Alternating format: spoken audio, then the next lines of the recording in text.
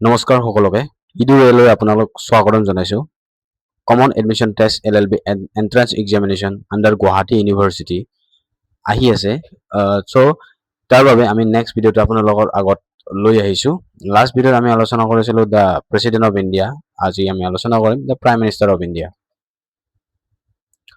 Prime minister of India the prime minister is the head of the government and the real executive of India actually আমাৰ prime minister জনহে হৈছে আমাৰ গভৰ্ণমেন্টৰ head আৰু he or she is the real executive of India.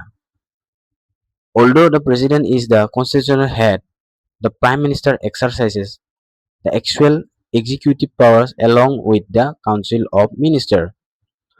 আমি জানিছিলো যে আগৰ ভিডিওটো প্ৰেসিডেন্ট হৈছে আমাৰ কনস্টিটিউশনাল হেড বাট প্ৰাইম মিনিষ্টাৰ actually exercise কৰিব পাৰে actual executive power ওপৰত আৰু along with the council of minister. The prime minister is the leader of the party or coalition that commands the majority in the Lok Sabha. আৰু prime minister হৈছে leader যিকোনো এটা পাৰ্টিৰ actually he or she is the leader আৰু majority in the Lok Sabha actually তেওঁ majority পায় Lok Sabhar পৰা তেওঁ সেই কাৰণে the prime minister of India is the prime minister is the leader of the party আৰু এটো constitutional প্ৰভিজনত আছে পাৰ্ট 5ত আছে আমাৰ ইন্ডিয়ান কনস্টিটিউশনৰ আৰ্টিকেলস হৈছে আৰ্টিকেল 74 পৰা 78 লৈকে important articles কেটা হৈছে 74 ত লিখা আছে যে council of ministers to aid and advise the president advise কৰিব পাৰে প্ৰেসিডেন্টক council of minister আৰু 75 ত আছে appointment tenure and responsibility of the council of ministers article 77 ত আছে the conduct of government business article 78 ত আছে duties of the prime minister now আহিছো আমি appointment of the prime minister. So ইটো স্লাইডত লিখিছো যে the president appoints the prime minister আমি সকলোৱে জানো actually president আমাৰ prime minister ক appoint কৰে normally the president appoints the leader of the majority party or coalition in the Lok Sabha if no party has a clear majority or hung parliament তো আমি আলোচনা কৰি আছো the president appoints the person who is most likely to command the confidence of the Lok Sabha actually according to the article 75(1) of the constitution of India the prime minister of India appoints the prime minister is into appointment হয় এটো article number 75(1) plus 1 however the president follows constitutional conventions like when one party has a clear majority after the Lok Sabha election if one political party wins more than half the seats suppose 272 out of 543 the president appoints the leader of that party as the prime minister.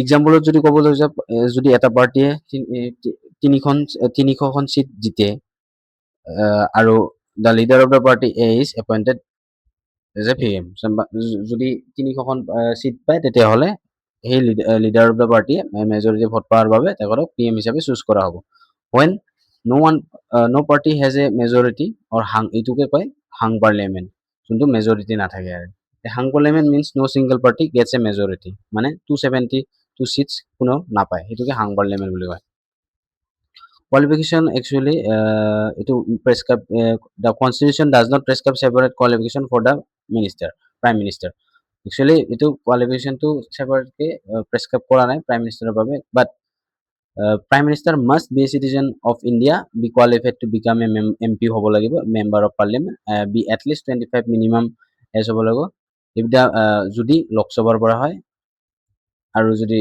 Rajya Sabhar হয় then হলে 30 years old if a person who is not a member of parliament is appointed prime minister they must become a member of either house of parliament within 6 months oath of office আহিছে the prime minister takes oath of office আৰু oath of secrecy এই দুটা হৈছে oath of office suppose before becoming the prime minister the person must take two oath দুটা oath লব লাগিব oath of office the PM promise কৰে যে be faithful to the constitution of India protect the sovereignty and integrity of India আৰু person the duties of the office honestly and faithfully, sorry. আৰু oath of secrecy টো হৈছে prime minister promise কৰে not to reveal confidential one minute again, not to reveal confidential government information unless required for official duties. ইয়াতে question সুধিব পাৰে who administers the oath, the president of India এইটো oath লয়। Power আৰু ফাংচনৰ বিষয়ে যদি পঢ়িবলৈ যাওঁ, হেড অফ দ্য গভৰ্ণমেণ্ট আমি জানো leads the central government, directs national policy and administration. Second নম্বৰটো হৈছে head of the council of minister, the prime minister selects minister, allocates portfolio, can recommend the removal or resignation of ministers, prescribes over cabinet meetings. 3 number to is a link between the president and the council of minister. Under article 78, the prime minister communicates cabinet decisions to the president, furnishes information sought by the president, places matters before the council of minister if the president so requires. 4 number to is a leader of the Lok Sabha. যদি prime minister member of লক সভা হয় তেনেহ'লে lead the house কৰিব, হাউচটো lead কৰিব, decides the government's legislative agenda, guide important ডিবেটছত guide কৰিব। Chief policy maker হয় prime minister of India, formulates government policies, supervise implementation, coordinates the work of different ministers.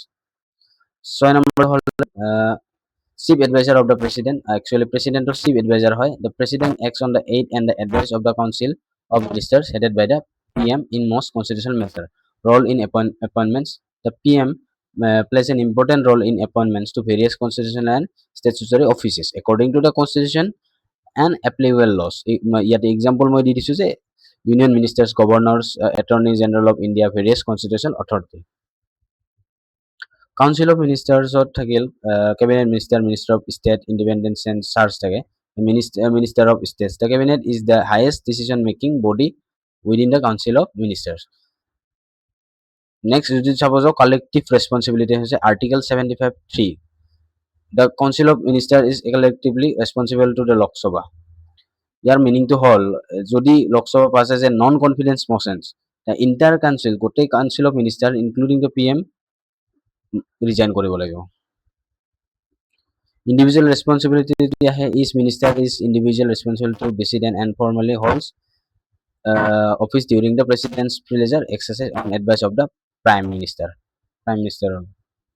Cabinet আৰু council of minister এটো screenshot লব পাৰে আপোনালোক।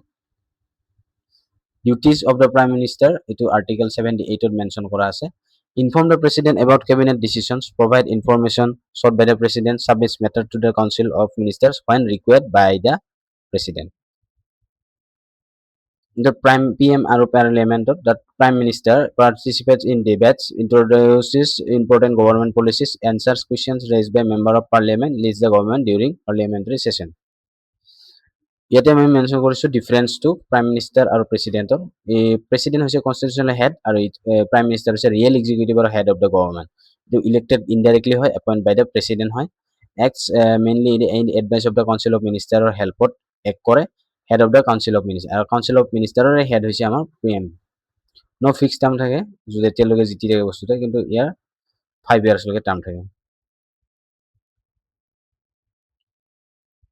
কেইটামান previous year question লৈ আহিছো। The prime minister is appoint by the, option B হ'ব president. Question number 2 হৈছে prime minister is the real executive, option number C. which article provide for the council of ministers to aid and advise the president? To option number C, article 74. The council of ministers is collectively responsible to the, option number D, Lok Sabha. Question number 5. The duties of the prime minister is mentioned in article 78, option D. The oath of the prime minister is administered by the option B, president. 7 number hoise 6 month hobo, ito option number B. The person who is not a member of parliament can remain prime minister without becoming MP for a maximum of 6 months. The prime minister provides over the, option number C, cabinet meetings. Last দুটা question hol which article deal with the appointment of minister? Etu hoise article 75. Important, very important question. The real executive power in India is exercised by, option number C, prime minister and council of minister. So ajir video to imanate সমাপ্ত কৰিলোঁ। ধন্যবাদ। আৰু মই এইটো নতুনকৈ খুলিছোঁ যিহেতু আপোনালোকৰ যদি অলপ হেল্প পাওঁ ছাবস্ক্ৰাইব কৰি দিব, লগতে আৰু ভাল ইনফৰ্মেশ্যন ইজিলি মই ট্ৰাই কৰিম আপোনালোকৰ আগত প্ৰভাইড কৰিবলৈ। ধন্যবাদ।